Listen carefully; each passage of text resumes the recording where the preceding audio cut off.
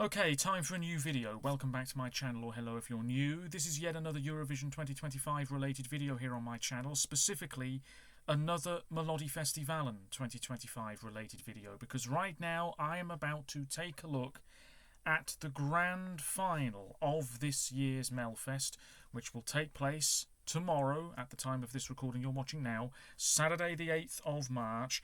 I'm also going to be briefly reviewing last week's fifth heat and second chance round thingamajig, and later on in this video I'll also be telling you my rough prediction for the grand final results. As always, you're very welcome to let me know your thoughts on anything I discuss in today's video by leaving a comment down below, and as always there are links in the description to my other social media pages. Check them out if you so wish. So let me get straight into this by briefly going through what happened a week ago on March the 1st in Jönköping, where another 6 acts took to the stage. 2 went through directly to the grand final through 2 rounds of voting, and then the act finishing second in the second round of voting went through to the second chance round thingamajig, which also took place in Jönköping last week. Now, it has been a little while since I saw these performances, so I might be forgetting certain things about them. Do bear that in mind. I have my notebook here in front of me to help me just in case I do forget anything of note.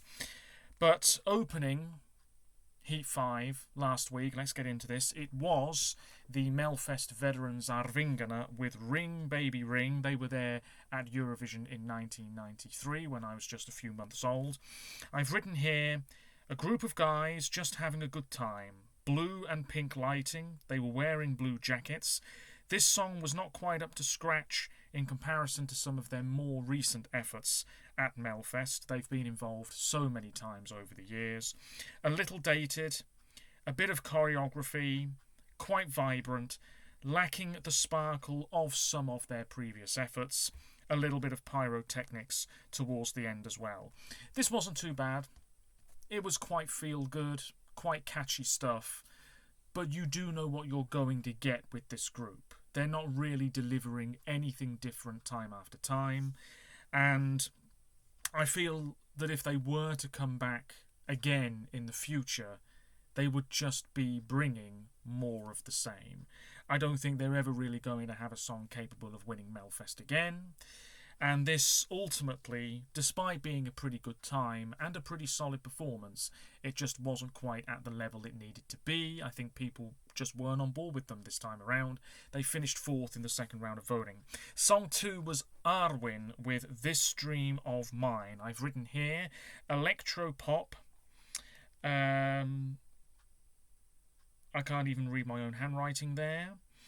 There were cubes on stage. The lights were arranged to resemble cubes. You'll know what I'm on about if you've seen the live performance. Later on in the final third of this track, he was lifted up on a harness, which I suppose looks pretty cool. It added something a little bit extra to this performance. A pretty solid number. For a debut effort at Melfest, this wasn't too bad at all. He went through to the second chance round thingamajig, but did not progress through to this week's big grand final in Stockholm. A little bit predictable in terms of the melody. I wouldn't say that this was bringing anything truly dynamic or innovative to the table. So ultimately, the fact he didn't make the final is perhaps not much of a surprise, but I can see him coming back before too long. Song 3 was Hate You So Much by Saga Ludvigsson, another debutante in Melfest, another young performer, and she won this heat, which nobody, including myself, saw coming. I'd be very surprised if anybody saw this coming. Reminded me of Victoria, who's been involved in Melfest a bunch of times over the years. This was definitely the sort of song that I could imagine somebody like Victoria having. She was in a green outfit, a little bit of dancing, a sort of neon Americana look to the performance, I think it's fair to say. A little bit country in style, quite confidently performed. The chorus may be lacking a bit of oomph, which is something I say all the time. Some pyrotechnic effects on display as well. Winner of Heat, though, question mark, I do find that quite surprising. Of course, let's not forget there is age range voting at Melfest, which can sort of skew the results ever so slightly, because a song might have more votes but finishes below a song with less votes because of the way the age range voting works. So that might be the case from last week. Scarlett might have had more votes, but Saga went through because of the age range voting. Anyway, I'm rambling. This is not a bad song whatsoever. I can't see it really making much of an impact in the final, though. It's a good time. I think it appeals to younger individuals more myself.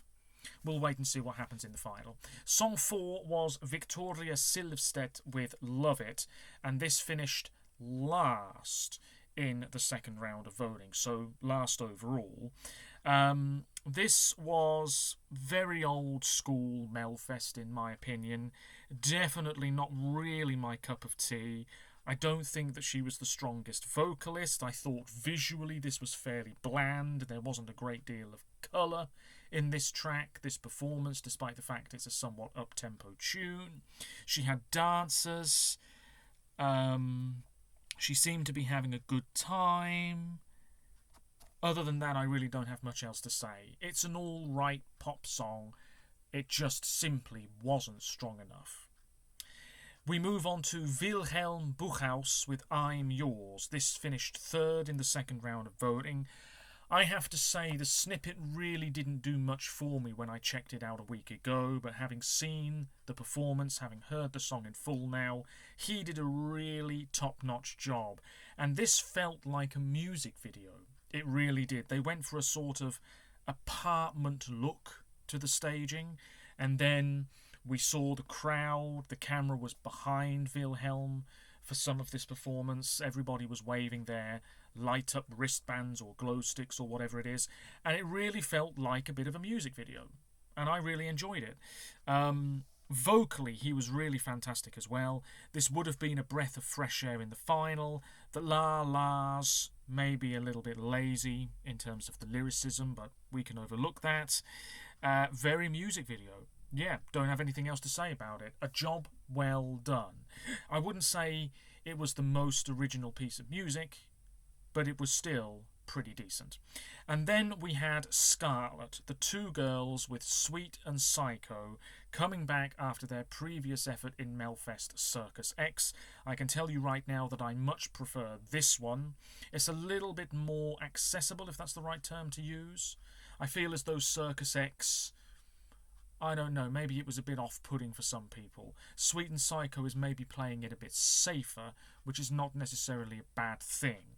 I think this has more of a broad appeal, perhaps. Anyway, it was spooky and gothic, electro-rock, chains on stage, dancers that were sort of elevated towards the end of this performance as well. Quite whispery at times. Not a winner. Lots of flashing lights, better than Circus X, anthemic, and definitely does stand out enough, in my opinion, to leave an impact. How well this will do in the final, I don't know. Of course, it did not win this heat, which was quite a surprise. Just briefly going through the second chance round thingamajig, it says here, the two most voted songs qualified for the final. The age group system was not used for this vote, but the results from the heats were added to it to determine the result of the final qualification. More specifically, for the heat points, the total number of votes for each song in each show was divided by the total number of voters/devices in each show. Then 1,000 points were distributed amongst the songs based on those ratios. The song with the most points immediately went through to the final. Once the voting has ended, or had ended, an additional 800 points were distributed among the 4 remaining entries based on how viewers had voted during the final qualification round. Why the hell are you making it this long-winded and complicated? I just read that out. I am none the wiser. What we do know is that in the first round, Dolly Style, with 215 points, went through. Fantastic. I'll be talking about them more in a moment. And then in the next round, very, very comfortably ahead of everybody else, it was Meira Omar with Hush Hush. So she finished on 516 points, meaning Ella Tiritiello is out on 379, Khalifa is out with 347, and Arwen is out with 343. Very unlucky. I think the two best songs probably did go through. So let's now look ahead to the final, which is taking place at the Strawberry Arena in Stockholm tomorrow night. And I can tell you right now, there might well be a video from me reacting to the results as they come in, but no guarantees. Certainly it could be a very frustrating watch. I know one or two people I follow on YouTube are going to be there, so I'm sure they're going to have an absolute blast, and vlogs might surface. I'll be checking those out for sure. But let's go through the grand final lineup. It is pretty strong. There's no doubt about it. It has been some time since I saw some of these performances, hence why I'm not going to talk about them in too much detail. I was really hoping by the time I came around to film this video you're watching now, we would know the international jurors voting tomorrow night, but it appears that we don't. So this prediction that I'm going to be telling you shortly isn't quite finished.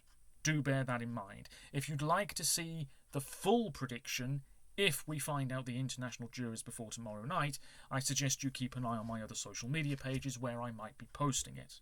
So, opening the grand final tomorrow is John Lundvik. He's back. He is a Melfest winner. He was there in 2019 in Tel Aviv, and he finished right up towards the top with a pretty decent effort, it must be said. He's also written a song that has finished last in Melfest, Natural by Anton Ewald. He's also written a song, or co-written a song, that finished last at Eurovision itself, Michael Rice, Bigger Than Us, the year he was front and centre for Sweden several years ago. Voice of the Silent is really a highly predictable track. You sort of know where it's going after the first 20 seconds. Lyrically, we've sort of heard it all before. Sonically, we've sort of heard it all before. John Lundvik is a pretty decent vocalist, no doubt about it. He's a pretty good performer. He's really trying to sell this. But I've not seen many people really hype this one up. I don't think Swedish people are really on board with this either. Apart from the jury vote, which could save his skin, this is likely to finish in the bottom half in the results tomorrow night. It feels very euphoric, it feels very powerful, it does build up, it just takes a little bit too long to get there, you could argue. And John Lundvik is one of those guys that probably is going to keep coming back, but just never have that Melfest winning material again. Arguably. Robin Bengtsson's sort of like that as well. Anyway, that's the deal with him. Song 2 is Dolly Style with Yee-Haw. I'm all over this one. I'm really hoping they do well.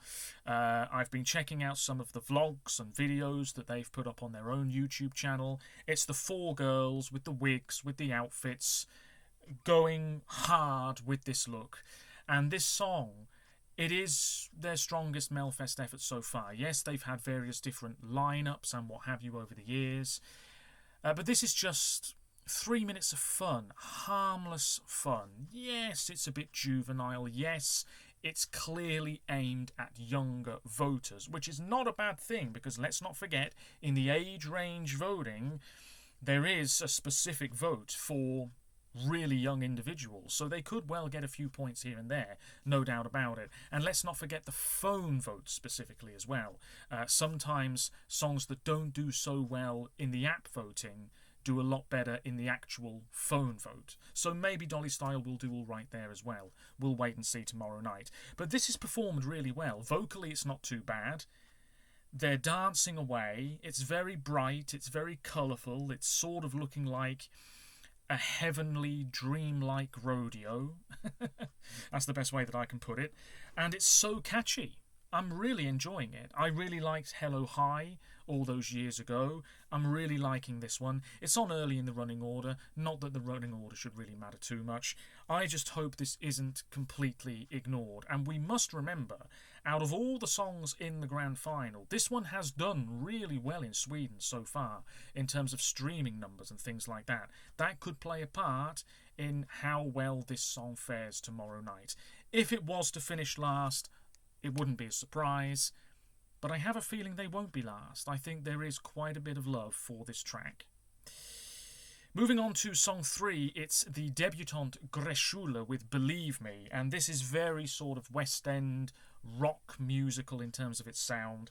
The whole songwriting team are new to Melfest as well. It is a bit of a success story. And this song is solid. It's really well performed. He's a bit of a showman figure. Leather jacket, black trousers, on top of the piano at one stage. The piano itself has a camera in it. It's all relatively simple in terms of the way it's coming across, but it is really effective. Maybe the song is a little bit repetitive. Maybe it does run out of steam a little bit towards the end.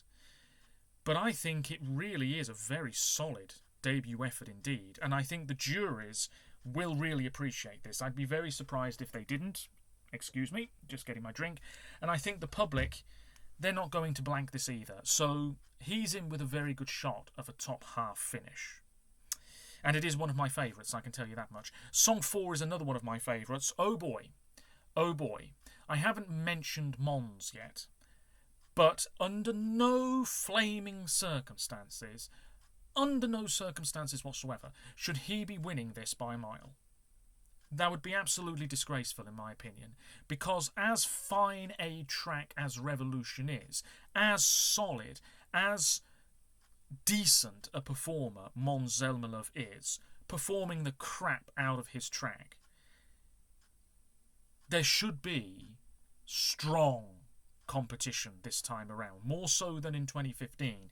The juries and the public should not just be dishing out maximum points to Måns, because look at some of the other songs here. Klara Hammarström is one such example. On and on and on. This is pretty good. White outfit, dancers. Can't really remember too much else about the performance, if I'm being honest with you. There is some choreo. Vocally, it's okay. And I really feel that if Klara doesn't win with this, what is she going to win with? Because she's tried a few good times now. And last time out, with Run to the Hills, the public liked it. The juries weren't that keen. Could we see a similar situation tomorrow night, where the public do enjoy this? She could well finish second, at least third, I would say, with the public tomorrow night. But will the juries scupper her chances? It's entirely possible. It's a pretty strong final. There's quite a few competitive entries. It should not be one-sided whatsoever. Klara will be up there. It's a pretty solid pop song. Of that, there is no doubt. But I do wonder that if she doesn't win, what is she going to win with? I don't know. It's a little bit unlucky that Måns is competing, because if he wasn't, then we would be saying it's between Kai and Klara. And some people still are saying that now. You know, some people are saying it's a 3-horse race between Måns, Kai and Klara. We'll find out in due course. Anyway, it's a good effort. Song 5 I've already spoken about. That's Scarlet with Sweet and Psycho. As this didn't win last week's 5th heat, I do have a few concerns about its chances, but it should absolutely be finishing in the top half. Then we have Erik Segerstedt with Show Me What Love Is. He won his heat ahead of Klara Hammarström. Again, I think the age range voting was playing its part there, because surely Klara had more votes overall than this. Show Me What Love Is a very safe effort. Eric's there pretending to play the piano. There's a couple of other musicians with him on stage. It's very colourful, and then they all sort of move on to the secondary stage in the audience, and there's confetti raining down on all of them. It's very nice. It's a very solid, albeit somewhat unspectacular entry. Can't see it doing that well, but you never know. It's not bad. Song 7, I really like this, but I am expecting it to struggle. It is the very seasoned performer, Maja Ivarsson, with Kamikaze Life. This went through from Heat 1 a month ago, maybe a little bit surprising. Very rock chick in terms of its sound. She's really commanding the stage. Paint splashes all over the screens behind her. Then she's also within the audience pretty much towards the end of this track. She's really going for it. Sounds pretty good. It's definitely something a bit different for this year's grand final, but I just think the attention is very much elsewhere. As such, she may struggle, and I'm not sure the juries are going to go big for this either. Then we have Meir Omar with Hush Hush. I have to say I'm very surprised at how popular this song is. It has fared well in terms of streaming numbers. A lot of Eurovision fans are really enjoying this. A lot of people are saying it's one of the strongest songs here. I don't totally disagree with that whatsoever. There is a whiff of the East to the sound of this song, if that's the right thing to say. It definitely feels different from anything else that we have here. There's choreography. Baila el Chiqui Chiqui, Spain 2008. Those obviously aren't the lyrics here, but you know what I'm getting at. Yeah, there was that slight malfunction with the live performance a month ago. I'm sure everything will be much smoother tomorrow night. She's a pretty good performer, and I can see her coming back to Melfest sooner rather than later. This is not my favourite in this final. It's actually my number 12 of 12. But I still don't mind it at all. I want to make that very clear. I think a top half finish is likely. I think the public will like it more than the juries. But who knows? Song 9 is the man to beat. Måns Zelmerlöw with Revolution. The guy has had so much backlash online, it's quite unbelievable. Måns fans cannot shut up about Kai. And Kai fans keep going on about Måns. It works both ways. It should be a damn close race. Remember several years ago with the Mamas and Dotter. In the end it didn't really matter because the contest was cancelled anyway. But the Mamas only won by a point. It really should be that close again, in all honesty. However, like a lot of Eurovision fans, I am expecting Måns to win the international jury vote very easily, to the point where the public votes probably don't matter a great deal, because even if Kai were to win the public vote comfortably, it would not be enough, because Måns is still going to do well with the Swedish public, enough to win the whole thing if the juries are really on board with his track. The staging is quite impressive.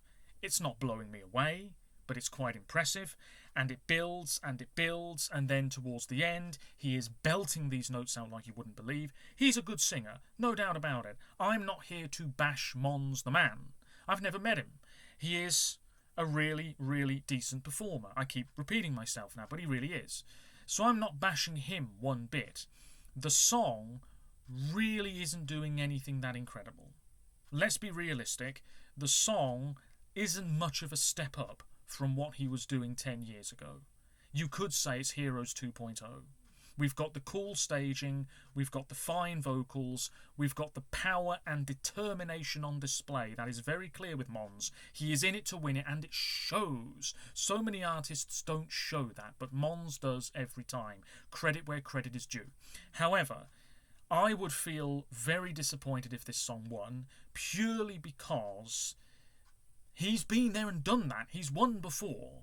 And it would be 2023 all over again. You know, he could probably go to Eurovision in Basel in May, win quite comfortably, maybe, who knows, it's a possibility. That could well happen. And it would feel like history is repeating itself. Part of me does feel as though the only reason Måns has come back is because he saw Loreen and thought, she's won twice, so can I. I absolutely believe he is not coming back just for a bit of fun. He's coming back because he wants to win Eurovision again. He wants to be able to say, I am a 2-time Eurovision winner. I am with Loreen. Fantastic. And also it would be a record 8th win for Sweden. I think he wants to be the man to get that. What Eurovision fans don't want is predictability. We don't want a situation in May where it is potentially Måns and in come the 12 points and Sweden are so far ahead of everybody else. That should definitely not be happening. I don't think it would happen, but you never know. Eurovision fans do not want that predictability. I certainly don't. We don't really want history repeating itself. Focusing back to specifically what may well happen tomorrow night. I do think the international juries will love this. They will see Måns on stage and wet themselves with excitement. But that shouldn't really be the case. There are other songs here that are as well performed, arguably, that are as well enjoyed by individuals, that are standing out from the field as much as this one is. In fact, there are songs here that stand out more than Revolution, if you ask me. It really is boiling down to whether Swedish people can actually have the balls to send something a bit different for a change. There is a song in Swedish here. Sweden have not had a song in their own language this century. It's high time. It would be very refreshing. It would be so appreciated by Eurovision fans. It would be a bit of fun. Or it's going to be something that feels like something we've heard many times before. In all honesty. It is a battle between the same old or something a little bit fresher. We'll see what Sweden do tomorrow. Anyway, Revolution's a good song. If it wins, it wins. Song 10 I've spoken about already, Hate You So Much by Saga Ludvigsson. It's fine, but it's not going to get a huge amount of love. Song 11 is Life Again by Annika Vicky Helder. This is probably the most forgettable song in the entire lineup. I've seen very few people talk about this. She's not a bad singer, although I think towards the end of her performance a few weeks ago, her vocals were maybe a little bit shakier, a little bit breathier. I don't know. She's got dancers with her, this big swathe of fabric behind her up in the air as well. It's a very life-affirming, hopeful tune, a hopeful melody. It's really not too bad, but I've seen so few people get excited about it. The juries may have this ranked very highly. Remember a few years ago when they absolutely loved Paul Ray and Royals out of nowhere? I'm not saying the same thing could happen again tomorrow night, but you never know with Annika Vicky Helder.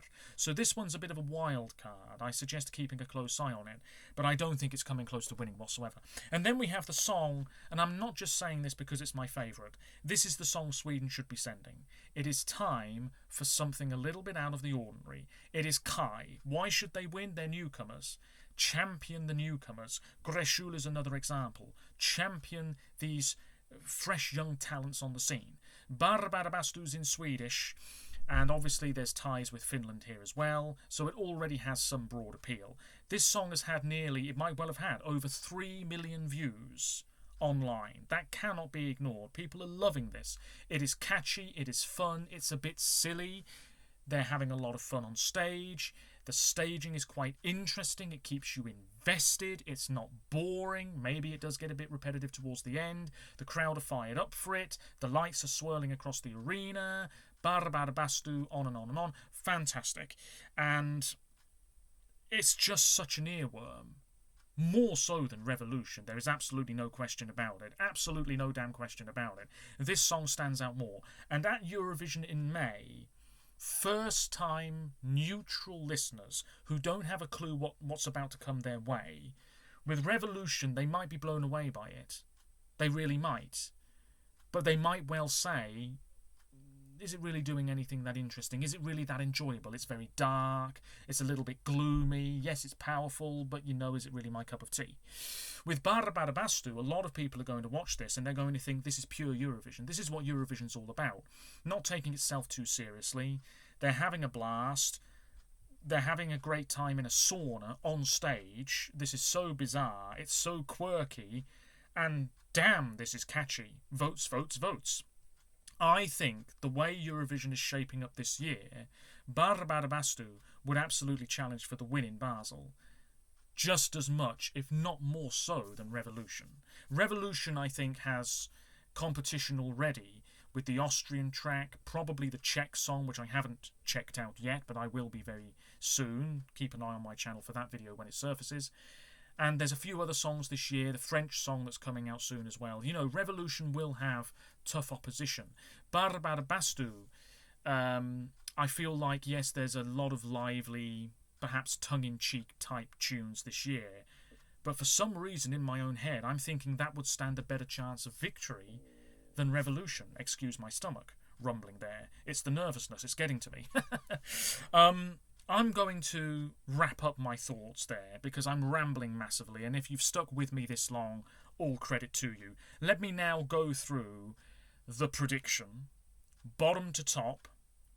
Last, I'm predicting Kamikaze Life by Maya Ivarsson. In 11th place, I'm predicting Hate You So Much by Saga Ludvigsson. In 10th, Life Again, Annika Vicky Helder. 9th, Yeehaw, Dolly Style. 8th, Show Me What Love Is, Erik Segerstedt. 7th, Voice of the Silent, John Lundvik. Remember that this is just the Swedish votes, not with the international jury votes added on top. 6th, Scarlet, Sweet and Psycho. 5th, Meir Omar, Hush Hush. 4th, Believe Me, Greshula. 3rd, On and On and On, Clara Hammerström. 2nd, Revolution, Måns Zelmerlöw. 1st, Barbarabastu by Kai. And there's an 8-point difference between Kai and Måns, based purely on the Swedish votes alone. 8 points in it. So it all depends on how the international juries cast their votes. I have a feeling Måns will win the international jury vote. Maybe not comfortably, but I think he will. I'm not sure there's going to be big differences of opinion. I'm not sure the juries are going to love one song so much more than the public. Maybe Anneke Vicky Helder, I don't know. And I'm not sure there's going to be a song the public love way more than the juries. It really should be close. It really should be. And like I said a moment ago, it all depends on whether Sweden are willing to take that risk or not. I think that if they pick Måns, there's going to be a real sense of deflation, because a lot of people are going to say, well, will Sweden ever bother to send a song in their own language again? Are they ever going to send something that's a bit different? Is Melfest just going to stagnate for years and years? Are we going to see so many more returning artists? Blah, blah, blah. And if Kai do win, some people might say, well, this is refreshing. Maybe now we're going to get a little bit more diversity in Melfest, more Swedish language entries, more fantastic newcomers to the competition. The way I see it personally, Kai winning is a better thing for Melfest. I can absolutely understand people who say it's a bad thing because the song is a little bit on the jokey side. I get that. At Eurovision, some people might have their concerns as well. But for me personally, I think Kai winning is better for Melfest. I think it's more interesting for the majority of Eurovision fans, and I think more people are going to be excited. Neutral first-time listeners and viewers are going to be far more excited about Barbarobastu than Revolution. And yet Revolution is the sort of thing that could turn up on stage in Basel and say, thank you very much, I'm the winner. We'll wait and see. Anyway, until next time, let me know what you think. Apologies for rambling big time. I'll see you again soon. Until next time, take care of yourselves, stay safe, and bye for now.